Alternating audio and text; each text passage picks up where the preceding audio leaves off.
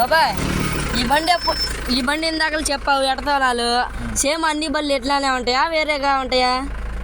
అన్ని బండ్లు అంటే car, Tata AC, Leyland, Tata అయితే సేమ్ ఇలాగే ఉంటుంది. టాటా కొంచెం కష్టంగా ఉంటుంది. అది రేపు ఒకసారి చెప్పి చూపిస్తాలే. టాటా ఏసీ, లైలాండ్ అయితే సింపుల్గా ఉంటుంది, సేమ్ ఇంతే ఉంటుంది. కారు కూడా ఇంతే ఉంటుంది.